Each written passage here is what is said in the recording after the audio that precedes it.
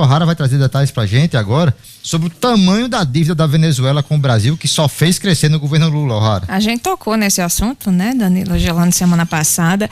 Essa dívida da Venezuela com o nosso país, que encerrou o ano passado em 1,8 bilhão, aproximadamente 10 bilhões de reais.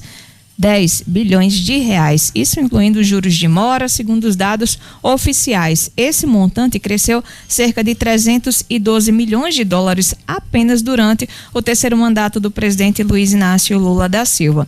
Esse débito, para quem não sabe, ele está ligado a empréstimos concedidos pelo BNDES para financiar obras de infraestrutura na Venezuela. Obras como, por exemplo, a expansão do metrô de Caracas, a construção da Siderúrgica Nacional e também a construção do estaleiro Atibaia. Essas obras foram executadas por grandes empreiteiras brasileiras. Apesar de iniciativas do governo brasileiro para retomar as negociações, como a abertura de uma mesa de diálogo em 2023, após a visita de Nicolás Maduro a Brasília, a Venezuela não respondeu às propostas de conciliação, segundo documentos do Ministério da Fazenda. O BNDES desembolsava os recursos em reais às empresas brasileiras, enquanto a Venezuela deveria pagar em dólar ao banco. Em caso de inadimplência, as garantias eram acionadas pelo Fundo de Garantia à Exportação, transferindo o saldo devedor à União. Até o momento, não há previsão de quando o país vizinho quitará esse débito, que continua atualizado conforme os encargos contratuais e sob esforços administrativos e diplomáticos para cobrança. Um mega calote, né, Gerlane? Um mega calote, Danilo, que diante dessa atual situação da Venezuela, existe a menor probabilidade do país receber nem 1% desse valor. Não, muito provavelmente isso aqui vai virar lenda, né? Vai virar história aqui na relação entre Brasil e Venezuela. Um financiamento difícil de entender, né? Para um país que precisa de tanto dinheiro como o Brasil, não estou falando da Venezuela não, um país que precisa de tantos recursos, precisa de tantos metrôs, né? Precisa de tantos investimentos estaleiros, né? Tudo mais. Financiar obras e vai financiar obras lá na Venezuela, com qual objetivo, né? Que isso foi feito pelo governo brasileiro. Lembrar que esses financiamentos foram todos ali nas gestões de Lula e Dilma, né? Foram no Lula 2 e Dilma 1 e 2 ali mais ou menos, que foram feitos esses empréstimos para a Venezuela. A Venezuela nunca pagou, né? Ou pagou muito pouco, atrasou essa montanha toda. No governo Bolsonaro as relações foram suspensas, e aí quando o Lula voltou, né, Lula disse que não, né, não foram pagas porque o governo Bolsonaro não sabia se relacionar com a Venezuela, né? E aí, 3 anos depois, a dívida sobe 300 milhões de reais. Parabéns aos envolvidos. Parabéns para você que agora vai ter que pagar essa conta, né? Afinal de contas, o povo brasileiro está se beneficiando muito do metrô lá em Caracas, né?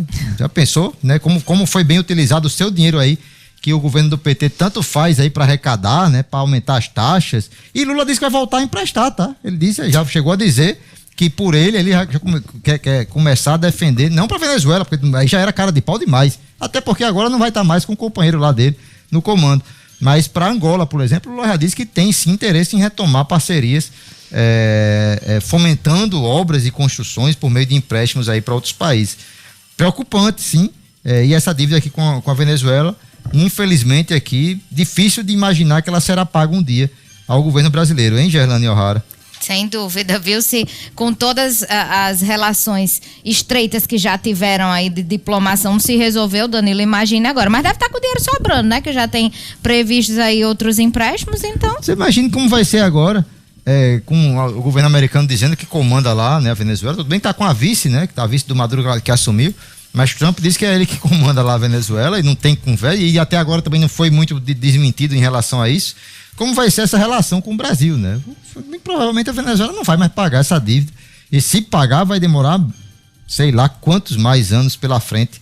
Infelizmente o povo brasileiro vai ficar assistindo isso aí de braço cruzado e pagando a conta, né? O que é pior, como acaba sempre acontecendo nesses casos. Para variar. Gerlane, ainda continuando falando de Venezuela e de venezuelanos, né? Os venezuelanos representam 9 em cada 10 refugiados reconhecidos no Brasil nos últimos 5 anos. O Brasil concedeu status de refugiado a 164 mil pessoas, isso entre 2019 e 2024, segundo dados do Comitê Nacional para os Refugiados, o CONARE. Desse total, os venezuelanos somam 148 mil casos, o que consolida a prevalência do grupo nas estatísticas migratórias migratórias do país. O predomínio venezuelano entre os refugiados é um cenário recorrente nos últimos anos. Dados de 2020 mostram que dos 26.577 refugiados reconhecidos, 96% eram migrantes do país vizinho. No ano seguinte, o Brasil reconheceu 3.086 pessoas e dessas, 77% venezuelanos.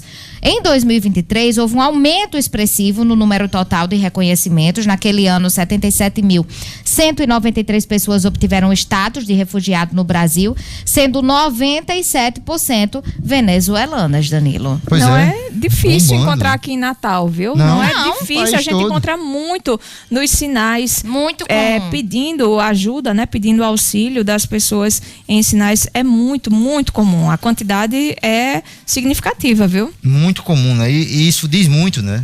Por que tá tão grande assim? Por que tá bombando tanto assim a quantidade de venezuelanos saindo da Venezuela, gente? Fugindo aqui pro Brasil, né? Buscando uma vida melhor aqui no Brasil. E são venezuelanos que chegam aqui, né? E que aceitam trabalhar em serviços, né? Que muitas vezes pagam muito pouco, porque sabem que aquele muito pouco é muito mais do que eles poderiam ganhar lá na Venezuela, fazendo qualquer coisa.